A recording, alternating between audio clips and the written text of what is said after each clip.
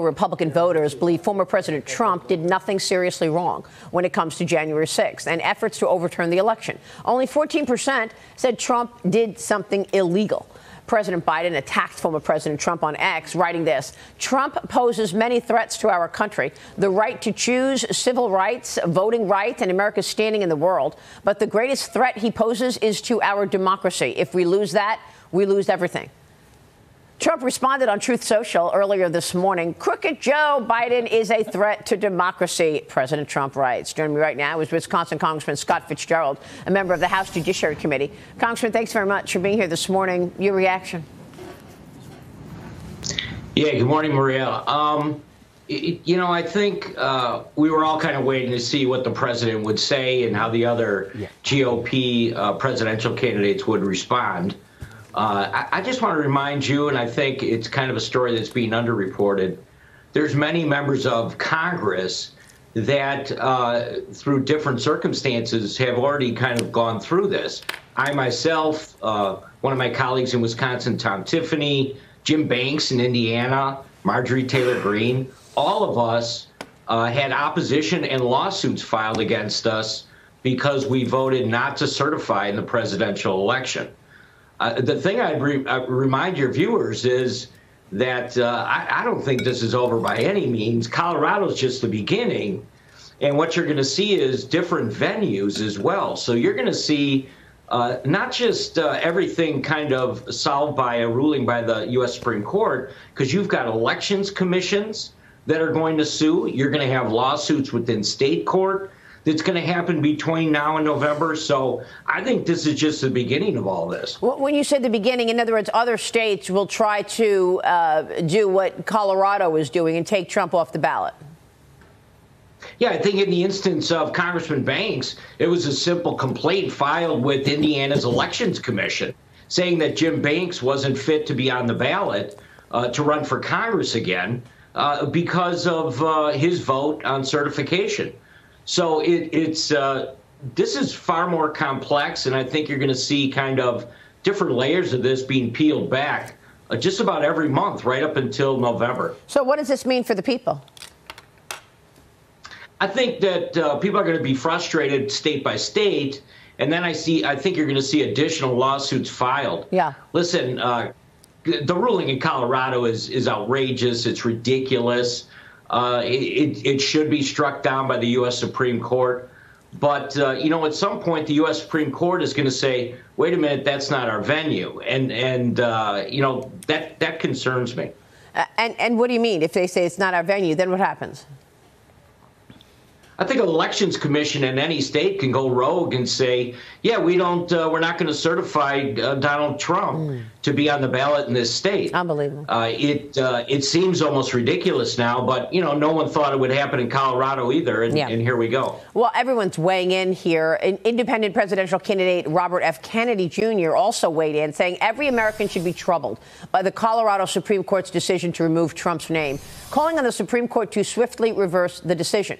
California Democrats urgently moving to remove President Trump from their state's 2024 ballot as well. The state's lieutenant governor writes to Sacramento Secretary of State, telling them to, quote, explore every legal option to remove Trump, claiming that she's protecting democracy. It's amazing to me that they keep saying they're protecting democracy when, in fact, they are putting democracy in the garbage pail with all of this. Congressman, I know there's also a lawsuit in Wisconsin you just mentioned to remove Trump from the ballot, right?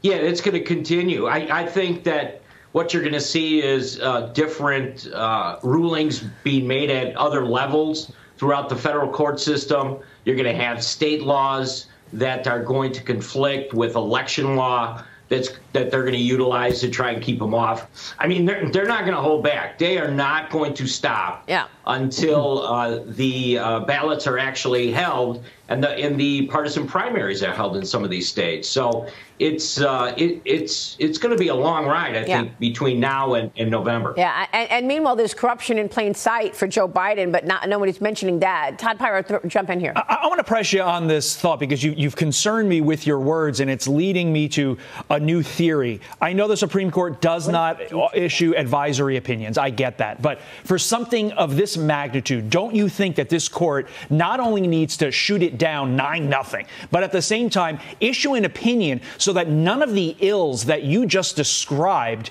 can happen legally? Like, put language in there so all of the ills that you just described can't happen. I understand that would ruin their holiday break, but this is the United States of America's future we're talking about. No, I think you're right, Todd. I mean, the 9-0 ruling should absolutely happen in regards to Colorado. My point is that, you know, what members of Congress have been fighting that voted not to certify is kind of a whole different slate of rulings.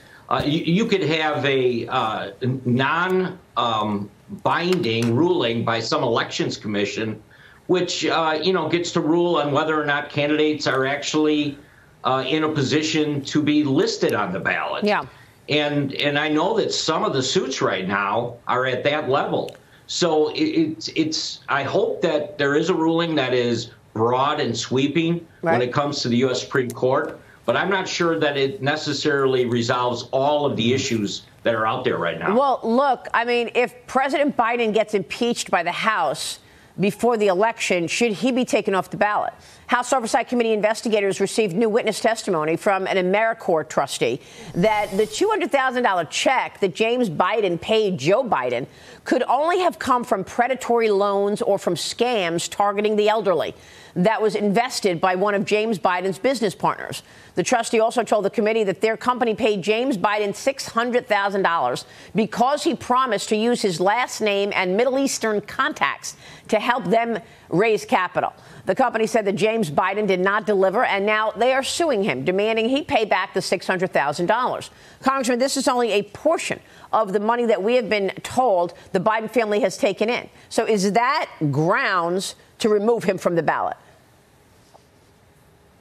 Well, I think certainly if it was up to me, it would be. But I think what you're going to see is, this dichotomy of red states, blue states, and whether or not that starts to pick up steam in some of these red states as they see that the entire system right now has been politicized. Right.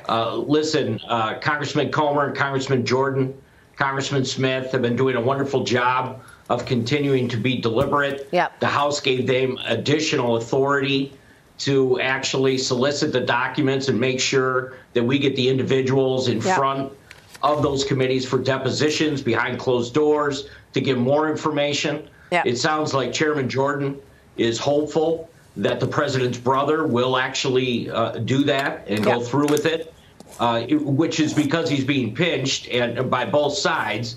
And it's becoming very clear that Hunter Biden and his legal team have caused a lot of frustration behind closed doors at the White House. Well, let's put the corruption. I'm still optimistic that the House is on the right track, and we're going to get to the bottom of all of this. And if you put the corruption aside and just look at policy, the wide open border has had massive implications, negative implications for American citizens. Customs and Border Patrol sources tell Fox News that just since September 1st, what are we? It's September 21st, right? So with 20 days, in just 20 days, there have been more than 200,000 migrant encounters at the border, with an average of more than 10,000 per day. Texas Governor Greg Abbott is now sending planes of illegal migrants to Chicago. The first plane carrying more than 120 people, Congressman. The border situation continues to worsen. Another reason people want Biden's name off the ballot. Yeah, as you've been reporting, 10,000 contacts per day now at the border. It's truly out of control. You talk to some of the members that represent those states, they understand that. The breakthrough, I think, is interesting. The breakthrough is no breakthrough in the U.S. Senate, right? It's just it's unbelievable to me that they're continuing to stay in D.C. and discuss this, which shows there's a real problem brewing over in the U.S. Senate over this issue. Mm-hmm. You know, in the House, we passed H.R. 2. We know where we should be when it comes to asylum. But in the U.S. Senate, they have continually ignored it and ignored it.